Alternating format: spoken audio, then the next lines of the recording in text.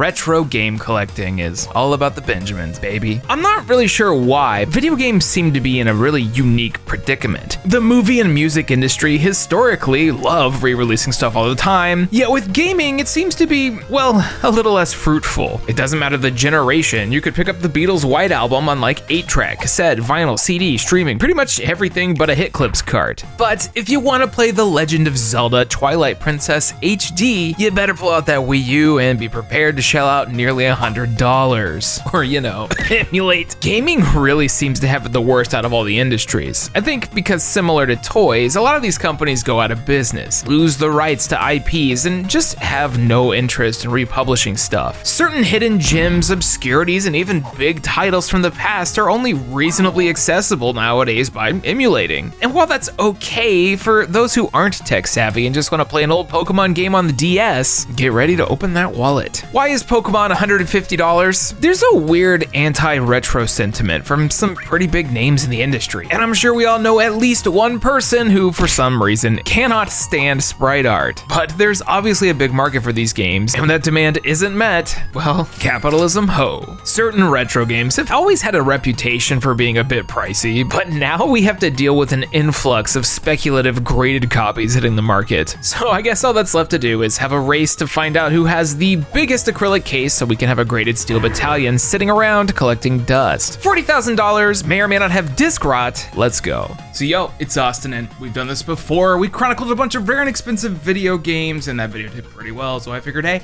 let's do it again. After all, with the market doing its thing, a lot of old school games are reaching the 100+ zone, heck, even some into the thousands, which is ridiculous. This time, we're digging even deeper. Last time around, we barely scratched the surface with mostly US exclusive prices, and a lot of people from outside the States were like, hey, you're an idiot, that game's not worth that much, which, to be fair, means that I was caught red-handed being an American. My bad. We're gonna be in this for a little bit. I got a lot of games to talk about, so feel free to kick back and maybe grab yourself a little something to eat with today's sponsor, Factor. It's like dinner and a movie. Eating is important, and it's just as important to make good decisions while you're chowing down. Now that spring is here, Factor's convenient, nutritious, pre-prepared meals are ready to keep you going through those busy, warmer days. America's #1 ready-to-eat meal kit is perfect for those with a busy schedule seeking to eat well. I myself have been using Factor for a while now, and I'm a pretty big fan of their meal selection. There's tons of options for different lifestyles too. We've got keto, calorie smart, vegan, vegetarian, and protein plus. This week I was really big on the jalapeno lime cheddar chicken, half because I'm a spice fiend and half because it was just really tasty. These are all incredibly simple to cook too. Just pull it out, pop it in the oven or microwave, and then voila, you'll be eating in around 2 minutes. Each week there's a nice list of meals that are all chef curated, but if you're craving something a little different, there's over 34 different dietitian approved weekly options to choose from, so you'll always have something to look forward to. Plus, with their assortment of add-ons, like for example these smoothies, which rule by the way, there's tons of options for anyone in a pinch. Factor is also owned by HelloFresh, and they've also sponsored the channel, so between the two you got yourself plenty of options for a good meal on me. So head on over to factor75.com or click the link below and use code Eruption50 to get 50% off your first Factor box today. Thanks so much to Factor for sponsoring today's video. But for now, we need to get ourselves started with a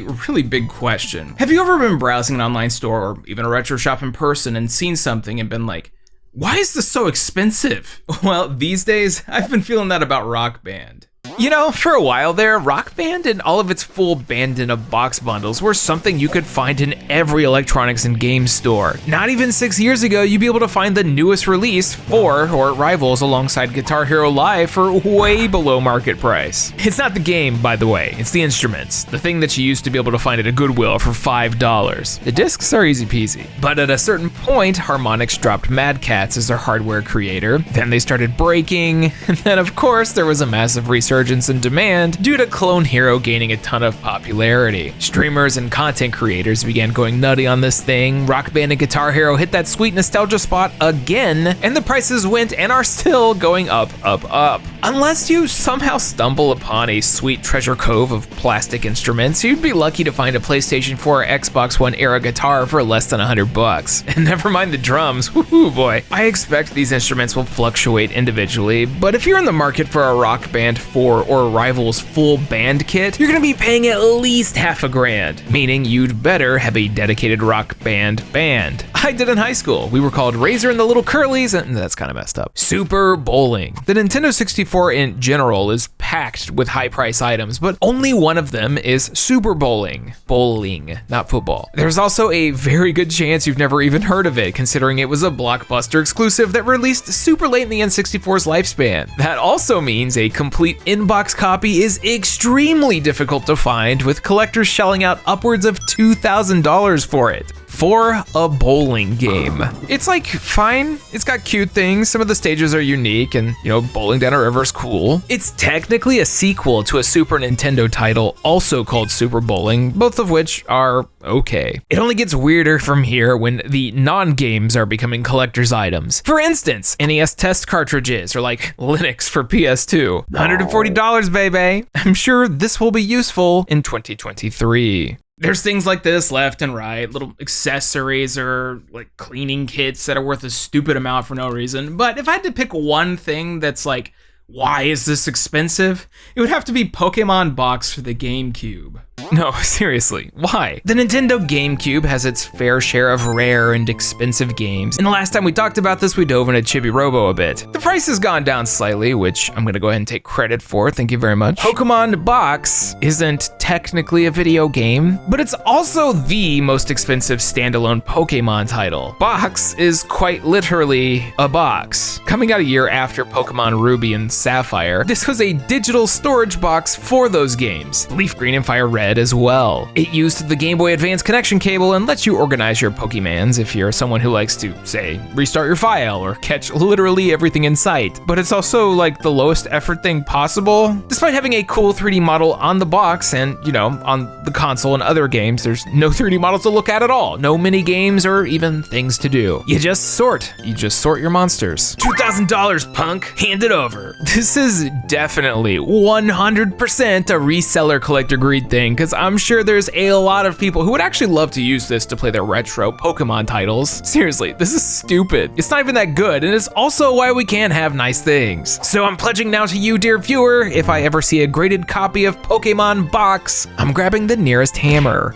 Speaking of bad decisions, in the 90s, Sega was full of them. And yeah, that's coming from probably the most hardcore sleeper agent that Sega's ever had. The Genesis was a cool console with a ton of games that I love to play to this day, but they sure loved their add-ons. The Sega CD gets a pass because it actually has some cool things, so I'm talking about the 32X. The Genesis 32X was, to put it lightly, one of the worst decisions Sega ever made. The original Genesis hardware came out in '88, and they kept trying to cybernetically enhance this thing all the way up until 1994. We've all heard tales of the Sega Genesis vacuum cleaner, but for real, the 32X was a commercial bomb. It came out in the same month as the Saturn did in Japan. It only had 12 actual exclusives, and it failed to crack 1 million sales. It also needed a separate power source. The only thing it really added were more color usage and sprite scaling, and well, it's ugly. I hate the way it looks. It's valid criticism, right? Which of course means that a majority of its library has become rare and expensive.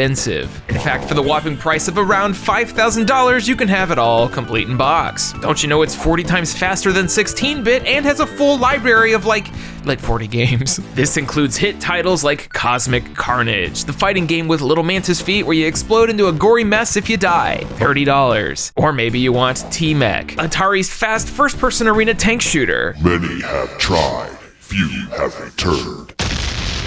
$220 in box. This console was freaking weird, and a lot of people consider the best titles to be the multi-platform ones like Mortal Kombat, NBA Jam, Doom, and Virtua Fighter, which is pretty funny, but there are a few exclusives worth mentioning. Knuckles Chaotix is the first thing that people probably think of when they think of the 32X. It's that absolutely bizarre Sonic spin-off featuring Knuckles and friends where you're tied together to another character. It's got some neat ideas, and once you mess with the controls, there's some fun to be had, but it's not great. I don't know how they released this after Sonic 2 and 3, and the special stages are as bad as they are, but sure, whatever. Just play as Charmy the Bee and you can do this through entire levels. $200, please. Then we've got Tempo. The 32X was a very American-centric console, considering it was made to extend the Genesis lifespan in the States. So this very Japanese video game comes out, and it's easily the most colorful and strange thing on the platform. It's a, well, platformer, but one with an extremely unique style. And this. Tempo,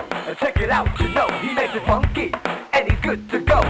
Oh yeah, this is what the 32X is about. Tempo has a killer soundtrack. It takes that Genesis thump into another dimension, and it's gleaming with personality that most other titles just straight up don't have. Everything is presented like a game show, with a level select having a live studio audience. It's pretty cute, even if the level design and platforming are a little hit and miss.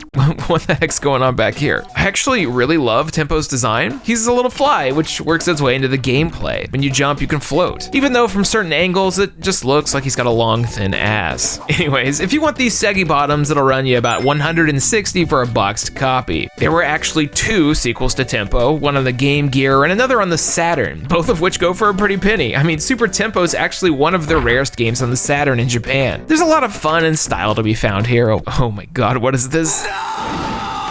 It would be a disservice to talk about the 32X without bringing up the most rare and expensive game of them all. A game that some of y'all probably already know, but of course I can't seem to go more than 2 videos without talking about superheroes, so yeah, the Amazing Spider-Man Web of Fire.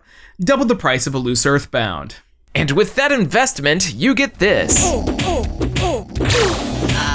Totally worth it. Spider-Man Web of Fire was developed by Blue Sky Software, the people who brought us the Vectormans and Jurassic Park on the Genesis. Games that are, in my opinion, pretty freaking good. Difficult, yes, but memorable and unlike a lot of stuff out there. Web of Fire is not that. The parallax scrolling is extremely disorienting. The visuals all blend together, and it's got one of the fartiest soundtracks I've heard in a hot minute. Seriously, this thing's like Sonic Shuffle's menu theme, but all the time.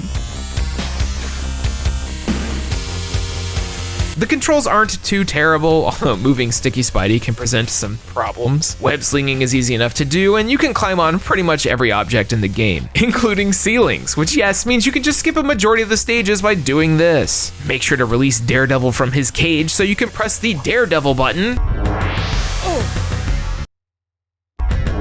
Video games. Combat doesn't feel good. You can alternate between punching and webbing, one of which is limited, so if you reach a point where you need to swing and you got no juice, just give up. Look, there's not much good to say here. I do kind of love the faux 3D looking enemies though. They're such a time capsule of the mid-90s, and no one's tried to emulate the style since. Simply put, Web of Shadows sucks. You can beat it in like 26 minutes. That'll be $2,000. Anyways, this would be Sega's last time working with Marvel until 2008. With Iron Man for the Marvel Cinematic Universe games, and you can check those out in this video here. You know, if you're gonna be spending a ton of money on a video game, ideally you want it to be going towards something that's actually good and maybe fun to play. There's plenty of fantastic hidden gems going all the way back to the 80s, some of which going for a pretty penny these days, such as the case with Dragon Fighter for the NES. I feel like we aren't too far away from a good chunk of the NES library being triple digits in price, especially complete in box. What once would get you a chunk in $2.99 in trade from Funkoland is now gonna run you half a grand loose. But what exactly is Dragon Fighter? Developed by Natsume and published all the way in 1992 by Sofel in the States, Dragon Fighter is Castlevania.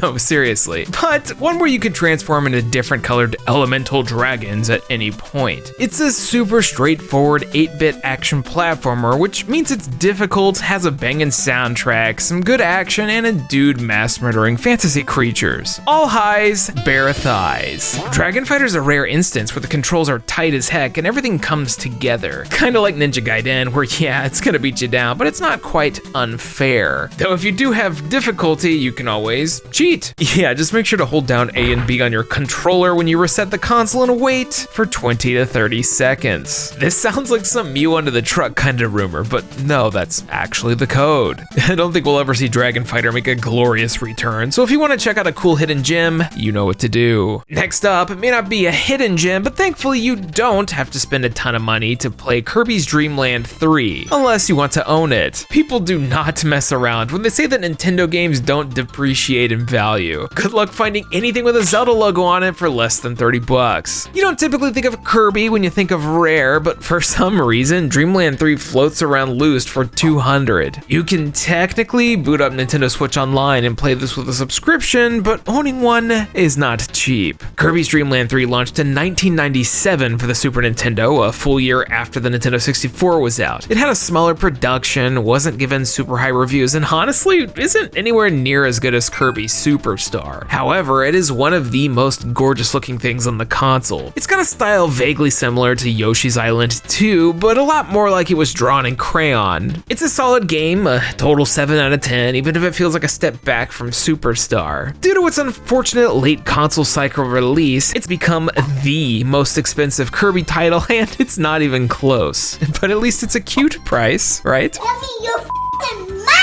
Speaking of cute prices, the PlayStation 1. We just talked about a bunch of PS1 games that are kind of obscure and forgotten these days, but when it comes to rare, expensive, and PlayStation 1, there's nothing quite like the RPG. I used to own a copy of Persona 2 Eternal Punishment. I sold it for $30 back in 2010. I am filled with regret. You can throw a dart at a board with every RPG on the console, and it'll probably run you close to 3 figures now. Something like Breath of Fire 4 going for $130 is crazy, but it's also really freaking good, so Capcom, please, you know what to do. Then we've got something like Torneko The Last Hope, a spinoff of the Dragon Quest, or back then, Dragon Warrior series. This took the classic Japanese role-playing franchise directly into the Mystery Dungeon. It's a little bizarre that this came out at all, actually. It's starring a character from Dragon Quest IV, a game that only sold a moderate amount in the States. Heck, all of Dragon Quest skipped North America in the 16-bit era. NX was gonna pass on this, but apparently the localization team was passionate, willing to work for much less than their normal amount, and tell me a single corporation that'd pass up on that. It's a pretty solid mystery dungeon. I mean, it's Chunsoft, the people who created the whole dang genre. So if you dig those Chocobo, Shiren the Wanderer, or Pokemon mystery dungeons, you'd probably like this as well. Except instead of small cute creatures, you play as an old man wearing a muumuu. It's basically the same. It goes for around $200 these days, and I assume their price is specifically that high because everyone wants to show off the Dragon Quest slime on the cover. Look at this dude's face. He's depressed. Now,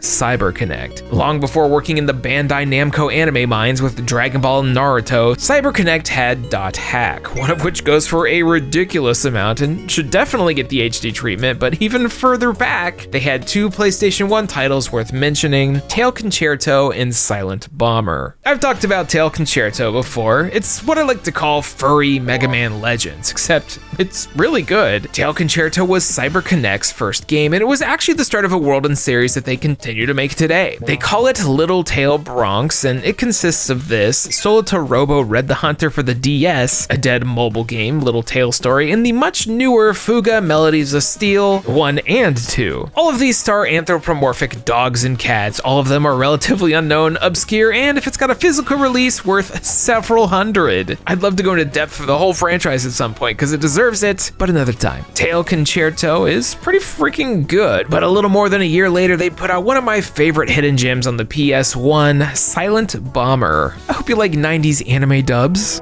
Burn everything to the ground. Boy, you just can't wait to start blowing things up, huh? Shields are down to 40%! You gotta be kidding! Silent Bomber is a top-down shoot-'em-up, kind of similar to your Robotron 2084s or Smash TVs, but with a big exception. Instead of twin sticking a machine gun in every direction, you've got, as the title says, bombs. You detonate them on top of dudes to try and cause the biggest explosions you can, and you know there's gonna be explosions. I don't know why silent's in the title, but here we are. You play as Utah, but spelled with a J that's silent, so it's basically just the state. I love that you start the story as a young greenhorn who's like, oh yeah, let's try our best, before being tossed into the war crime PTSD dimension, becoming a cool edgelord who only serves to kill. Classic 90s anime story and understanding of mental health.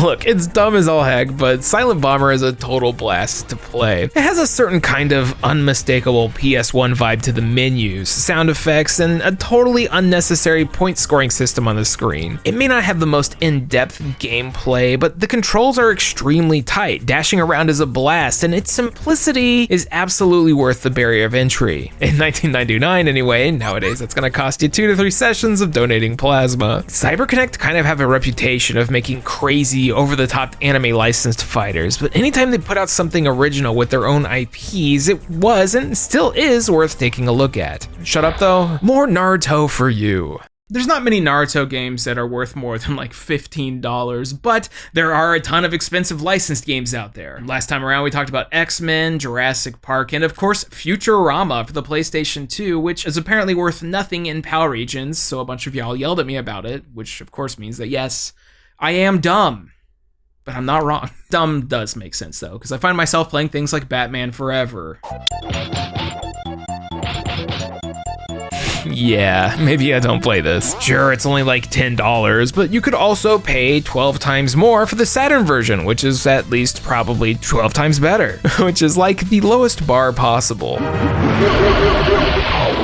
I kind of love retro licensed games. I feel like my internal bar of quality of these is set so low thanks to stuff like Superman 64 and Enter the Matrix that I can't help but root for these to be good. I know things like these back in the day were developed by normal people being rushed by corporate deadlines and whatnot, and I mean, yeah, who doesn't want to play as a cool superhero and have it be good? The Sega Genesis may not be as notorious as other consoles when it comes to well-known rarities, but its version of the Punisher whips butt, and it's gonna cost you $140 for a loose cartridge, which is ridiculous. Maybe not as much as Web of Fire, but still. You'll find little oddities left and right, from Samurai Jack on the GameCube running you about $160 complete to Godzilla on the PS4, no joke, hovering around $200. Since licensed games tend to go unported and oftentimes taken off all digital stores when the licenses expire, some of these things fetch big money. Konami's Bucky O'Hare is a super good platformer that, unlike all the Teenage Mutant Ninja Turtle games now, is definitely gonna stay right where it is. It ain't just cartoons and superheroes too, we've also got anime. While Naruto games might be a bit cheaper, there's another series that's been running way longer with even more titles, just most of them didn't make it stateside. Mobile Suit Gundam. It's awesome, specifically Zeta. I love me some Universal Century, but it seems like just about every localized Gundam title, with the exception of New Breaker, goes for at least $40, usually way more. There's Mobile Suit Gundam, Gundam vs Zeta Gundam at around $100 in box. The game with the word Gundam 3 times in the title because English is hard. But the most valuable is a relatively obscure RPG for the PlayStation 2 called MS Saga: A New Dawn. One that tried to hide the fact that it was Gundam on the box, and you had to be one of those nerds in 2006 to know. I guess it makes sense considering they quite literally designed this for an audience unfamiliar with Gundam. It's like, fine. It's an RPG where you have super deformed versions of those mobile suits, which isn't ideal, but it gets the job done. You'll mix and match robots with parts and weapons and go through the story, which is extremely mid. Apparently, this was the worst selling Gundam title in both Japan and America, which means I guess people weren't that interested in a hyper anime turn-based RPG of giant robots fighting. If you want to play an old school Gundam game, go play Side Story 0079 on the Dreamcast instead. It's affordable, fun, and super dope. It's also got a lot less of this. No way! We gotta get out of here! Now! The weird part here is when you look at multi-platforms. Generally, when you look at a game that's on multiple consoles, they hold like relatively the same price. That is unless you're Teen Titans. Now, a copy of that goes for around $20 to $30 on the GameCube and the PS2, but what about the Xbox? Go ahead, guess, I'll wait.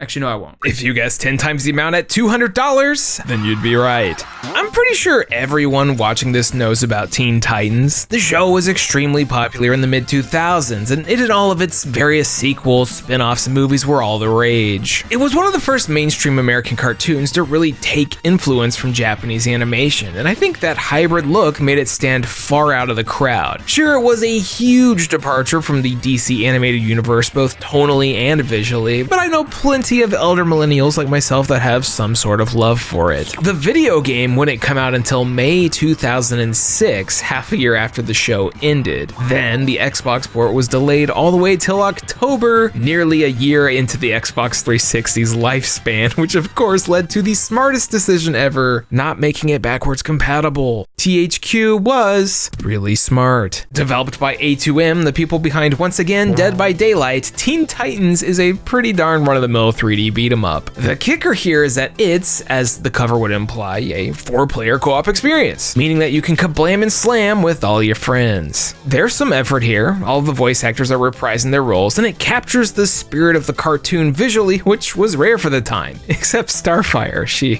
don't look right. It plays decently enough. Each of the Titans has their own moveset with unlockable combos and items. There's basic hits, charge attacks, super attacks, and every Titan feels unique. Although some of them look like they're dealing with a rough stomach ache. It's easy to go way harsher on this, but considering it was a budget release at only $20, it's hard to rip apart. It's just, as I said earlier, very middle of the road. Though with 4-player co-op, if you were a kid and had some friends over when this came out, I bet you had yourself a good time. Though any kid with an Xbox and not one of the Halos was probably very sad. Also, Hi Puffy Amayumi aren't singing the theme?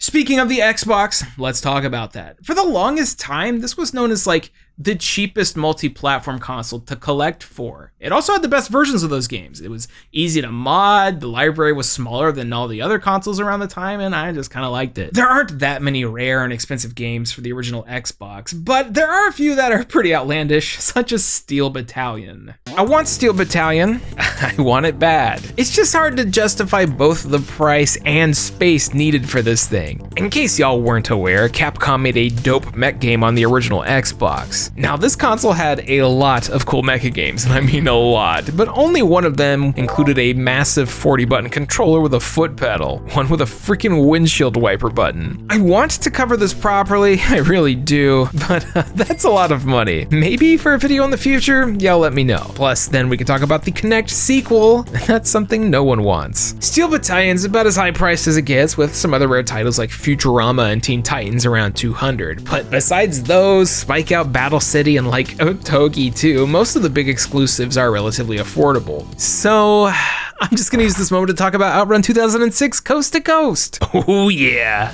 Look, Sega's Outrun rules. It's the most picturesque 80s arcade game to me. Outrunners rules, Outrun 2 rules, these Outrunners rule. You're looking at the youngest man alive. That's just blatantly false. Which of course leads me to believe that yes, Outrun 2006 Coast to Coast rules. This is essentially an updated version of Outrun 2 with more features. I mean, in Japan, this was literally called Outrun 2 SP. Developer Sumo Digital of the GOAT, All Stars Racing Transformed, proved that they were the best people suited to work with Sega to create a no-frills, all-thrills racing game where you go fast to impress a girl or just go fast to feel better about yourself. There's more cars, way more routes, cool new missions, and honestly, you can't go wrong. This was actually multi-platform and was even ported to Xbox Live Arcade and Steam, but was delisted back in 2013 due to the Ferrari license expiring, which is just the stupidest reason for that to happen. The PS2 version of this is a reasonable price, but if you want that Xbox copy, it's gonna run you around $250. But it's also the best version of it because it supported widescreen and 480p, so yeah. Since Sega won't find a way to let you play this legally, emulate Outrun 2006. It's worth it. Time to swoon, babes, with your sick driving skills. Yo, the 2000s were wild. What are you doing? Some of the more rare and expensive games out there are ones made that are just truly bizarre. Just concepts that wouldn't work in any other medium. Like, has anyone ever written a book about a mosquito who terrorizes a family and drinks their blood? Mr. Mosquito, you played that? Well, here's the novelization. I'm gonna make it. So it shouldn't come as a surprise that some of these completely absurd experiences are rare and expensive, like hurricanes.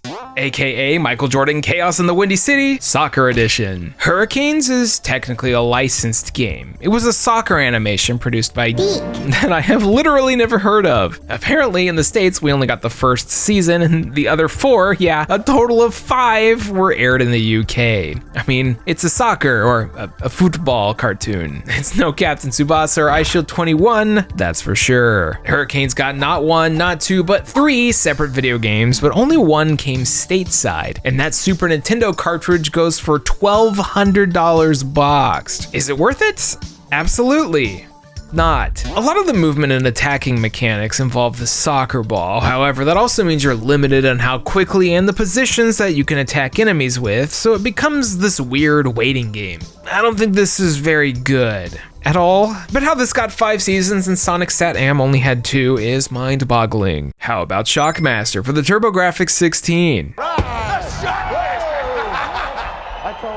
I don't think I've ever seen this or a PC Engine in person, and it makes sense considering this thing and all of its games are pricey. Shockman here runs for around $500 complete and is definitely not anything like Mega Man, no siree. Then we've got Wolfchild CD by Core, the people behind Tomb Raider. Basically, what if Altered Beast, but better? This came out on a lot of platforms, but only the Sega CD version had this.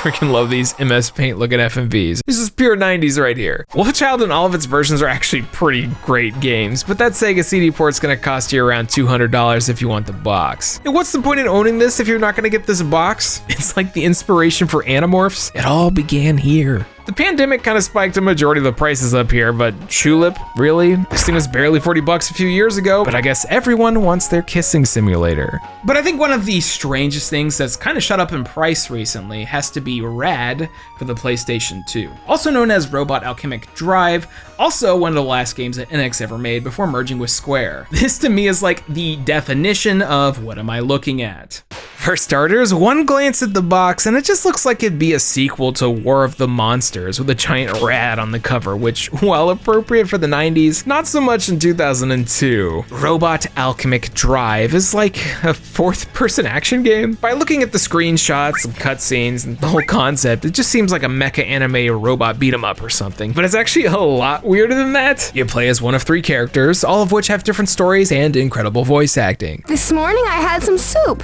What kind of soup?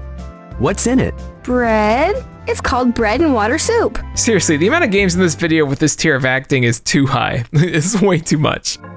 It's just beyond belief. So the concept is you play as a person controlling the robot, and you watch the dude controlling the dude as he controls the dude. Imagine the classic anime Gigantor, where the kid has the little controller in his hand that he uses to make the big tin can beat things up, but as a game. Then you take the controls and make the player do weird stuff, like in order to punch, you have to move the analog sticks, sometimes in specific directions to do uppercuts and big punches. Also, you can't control the robot and your character at the same time, so you have to position yourself. Since you can only see the robot from the protagonist, you have to jet around to find out where to stand, meaning that you can take a hit, both the character and the robot, which have separate health bars. This is actually a really awesome concept, but it feels incredibly clunky in execution. I'm willing to give him a pass because it was 2002. Also, how in the world is this guy supposed to be 17 years old? He looks at least anime 23. Oh wait, is that Spike Spiegel with a beard? Bang.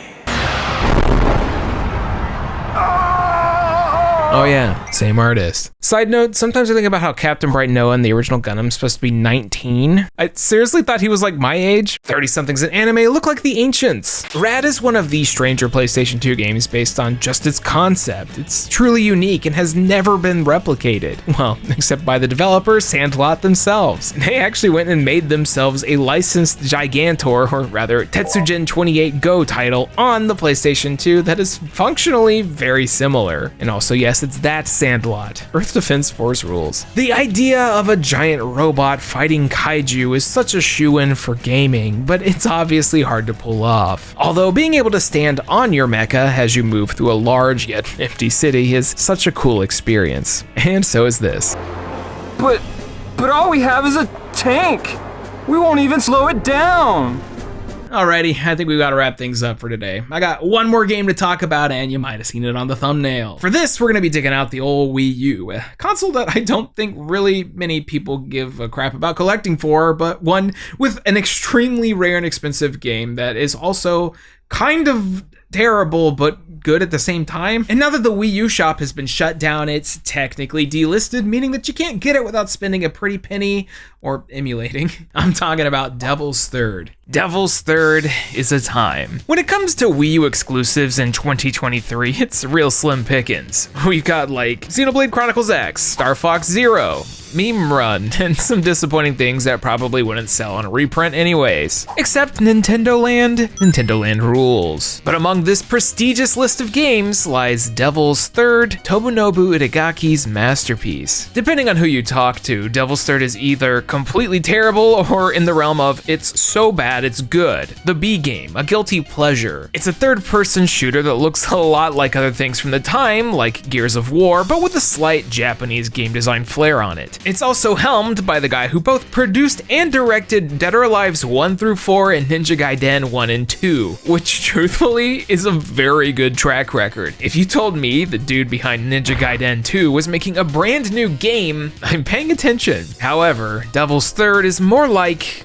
maybe you've heard the term Kusoge, just not intentionally. Kusoge quite literally translates to crappy game, and for some, it's a bit of an art form. Like when you're the type of person who's gonna try and force all your friends to play Bubsy 3D, and it's gonna be a fun time. I don't think that Devil's Third is that bad, but the reviews from the time were not kind. Unfortunately, this thing was in development hell, initially gonna be a multi-platform release published by THQ, but yeah, that wasn't gonna end well. Then Nintendo picked him up as an exclusive, and we got what we got. Look, the story doesn't matter. The setup, whatever. You play as Ivan, a big man with a thick accent who you first see slamming down a drum solo. Someone was clearly watching Whiplash. He gets out, joins a killer military squad where he shoots, explodes, slices, dices, and makes his tattoos glow as you brutalize everything in sight. The gameplay, it's just okay. The AI floats between being aggressive and dumb, movement can be very quick, and some of the glory kill animations are pretty over-the-top violent. You'll just also be fighting constant frame stuttering. Heck, it's so prominent in the original release that even if you're emulating, it still messes up. I think the most surprising thing here is that this was technically Itagaki's directorial follow-up to Ninja Gaiden 2, which is kind of, in my opinion, still the pinnacle of the character action genre. So Devil's Third, a game that feels very 2008, pops out in 2015 and is a total flash in the pan. It was demolished in reviews, sold poorly, had a small print run, and if you want this thing in box, it's gonna cost you $350. The most expensive Wii U game. There's some fun and funny moments, and I do think it's worth a play, but you're gonna have to get Simu working in order to try. Good old Nintendo versus the preservation of video games. The biggest positive Devil's Third had was actually its multiplayer mode. There's also a Windows version published by Nexon instead, and it was considered to be genuinely good. The mix of hack and slash with gunplay actually worked in an online multiplayer environment, and even though it was kind of this hybrid Call of Duty Counter-Strike thing, people really dug it. This was unfortunately also shut down in 2016, a mere 16 months after the original release. I never got to play this myself, obviously, but all the footage I've seen is entertaining. While I'm very aware that it's not great, I mean, it's Kusoge, Devil's Third would be the last release by Valhalla Game Studios, who'd get folded up into Solely Limited as recently as 2021. They actually just released Wanted Dead, and that game is basically a spiritual successor to Devil's Third. Imagine that, but with a tinge of Twin Peaks or Deadly Premonition. It also got slammed in reviews, and I initially hated it, but every time I boot it up recently, my eyes are glued, and I can't look away. Just like Devil's Third.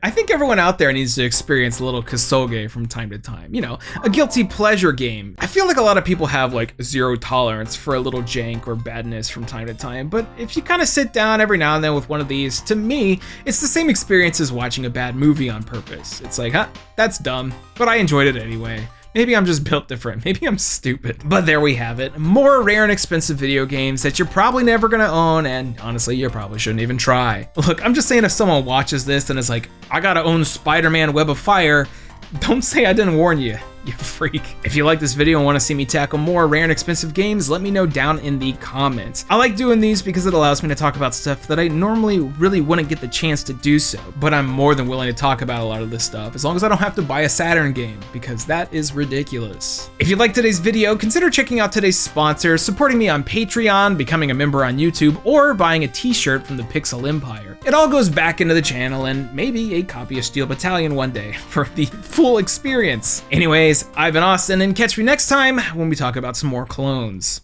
It's time. Thank you so much for watching. Special Patreon shout out to Aaron Kwolek, Blackfoot Ferret, Cheeks, Chris Shelton, Doug Prince, DX Buster, David Molnar, Elijah, GM Pinks, Hey Quiggles, Jay Roos, Jacoby Fitzpatrick, Kevin Zanowski, Kieran Arter, Nick Irving, Ryan Talbert, and Vox. Thank you guys so much for the generous support. We did the thing. This video took a bit as well, but it was also a lot of fun to make. It's pretty cool hunting down like all these retro games and seeing where their prices are now. Like, it's terrifying considering the whole delisting and, you know, scarcity of old retro stuff, but it's neat to see some of the hidden gems out there. I got a lot more content coming up this year, so stay tuned for that. And also, like, random recommendation, go play Dredge. It's like a fishing horror game. It's super good. I'll talk about it in the future at some point, I swear. Okay, I'm gonna go sleep. Bye-bye.